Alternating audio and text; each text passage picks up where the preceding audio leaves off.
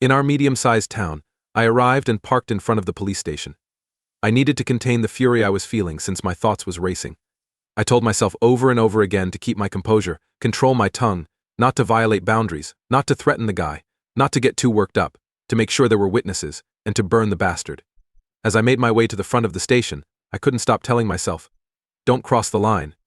Don't cross the line." I approached the huge bulletproof window and said, trying to seem as regular as possible, "Is Officer Jenkins here? I want to speak with him." "What's this all about?" inquired the female cop outside the window.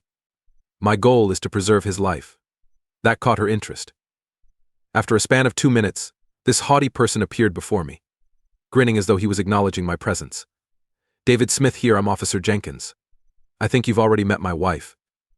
His grin now developed into a smirk. I can see him yearning to say the word cook. "Mr. Smith, what can I do to help you?"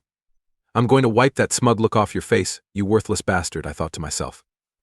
"I'm here to save your life," I murmured in the quietest, most innocent voice I could muster, like I was reading the news. Honestly, though, it's probably too late. It's almost too late for you. The news was not well received by him. "Do you intend to harm me?" As soon as his 3 police buddies heard him, he put his hand on his revolver and started walking toward us. "You are such a coward." I spoke up a bit louder so that his buddies could hear me. "Not at all. You have already taken your own life. All I want to do is make sure you don't murder anyone else." His friends clustered around me, and the female cop with the glass shield was seeing everything. I allowed my voice to settle back into a regular, unthreatening tone. "Look, I caught you leaving my house this morning. I walked inside and discovered that you had left some stains on the covers, and that the bed I typically sleep on was completely destroyed. Although my wife told me your name, I know you as the man who had an affair with her. I therefore owe it to you to make sure you are aware of every repercussion of what you did. I'm going to put you away if you hit her, you coward. I'm going to drag you outside and make you vanish. That poses an intriguing risk, but I can only presume that your friends here are not involved in your legal escapades. I'm not threatening you, and I didn't raise my hand to touch her. I'm merely carrying out my civic responsibility to ensure that nobody perishes needlessly. Well, maybe not you two. But at this point there's nothing I can do." Now his other cops were huddled around me. "You see, I believe I slept with my HIV-positive wife without using a condom." His friends retreated a step. "Like I did this morning. I returned early from a business trip about a year and a half ago, and happened to catch her with the person she was working with. I got rid of her and got a divorce. After a year or so, her HIV test result was positive. Her parents rejected her, and the woman she was living with, simply a work friend, threw her out of the flat.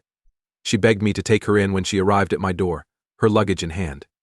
Even though we had already separated, it's difficult for me to forget the years we spent together.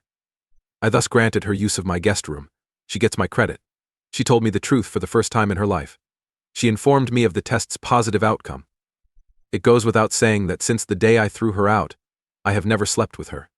She may have contracted the virus when she was younger, but I've had multiple tests and come out negative each time. You can't be too cautious, is you?" Officer Jenkins and I had plenty of space as his friends had already taken 2 more steps back, but they were still paying close attention. "The fact is, I don't think my ex has made out with me in a minimum of 6 months. She's a chronic liar and a little narcissistic. Drinking doesn't make her more sincere. I assume that you met her possibly at another bar somewhere. Really, I don't care. She is, as I mentioned, my ex. I just wanted to let you know that you probably have the virus. It takes almost half a year for it to appear in the tests. However, you may give it to someone else in the meanwhile. Are you married, please?" The band on his finger proved to me that he was married.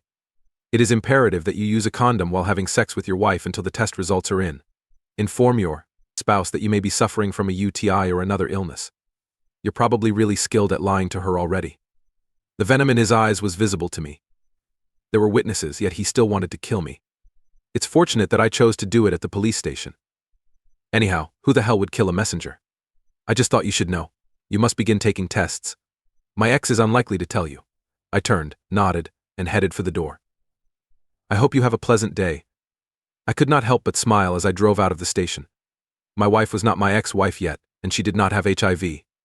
Of course she would be, but not just yet. When I informed Officer Jenkins that my wife didn't know the truth, I was being honest. Yet, when I told him he had AIDS, I wasn't being entirely truthful. I'm responsible for it, little liar. I stared at the rearview mirror for the first few miles, wondering if Officer Jenkins and his cronies would come after me. They had other things to do, I suppose. The thought of all the mayhem at the station was hilarious. I went to my favorite diner to meet my friends 20 minutes later. This morning I texted them. My pals are the kind that are always up for going out to dine together. As much as we liked breakfast, lunch would have to suffice in an emergency. Usually we would just sit and chat, crack crude jokes, and hurl insults at each other. My buddies asked me what was bothering me in the middle of the meal, knowing me all too well. Who can you talk about your troubles if not your friends? That day they proved me right. I've always thought that having lunch with pals can be the best therapy a guy can receive. They stood behind me man to man, and I knew their women would too. I knew I wasn't alone, but the remainder of lunch went a little gloomy. If it was dishonorable, they assured me they had my back. Officer Jenkins pursued me.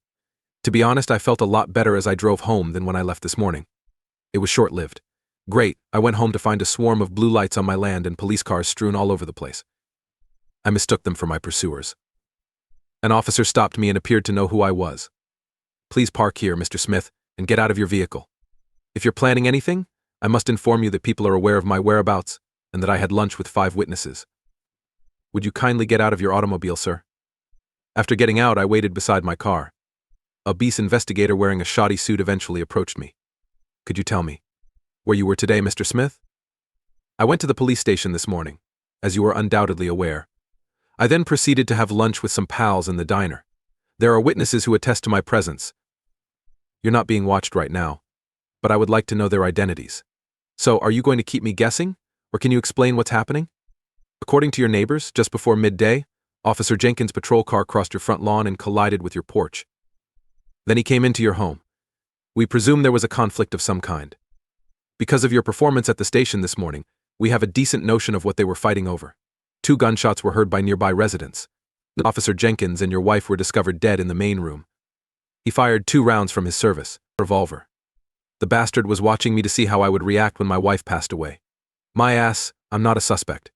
To the best of his ability, he was spinning this to absolve the cops of any responsibility. It is impossible to spend half of your adult life with a woman and remain emotionless when they inform you that she has just been murdered. I was overcome with grief and anger for the second time today. I didn't want her to pass away, even though I planned to divorce her. Is she really not your ex-wife? Is it true that you are not truly divorced? No, and this whole episode this morning at the station was really a retaliatory act against Jenkins, wasn't it? I gave him a direct look and remained silent. I believe you exacted your retribution on the 2 of them. Best wishes. I'd lock you up if it were up to me. However, legally speaking, what you did is not illegal. You simply have to learn to live with it. I'll be all right. I'm not a killer. I'm not like your cop Jenkins, who killed a woman without warning.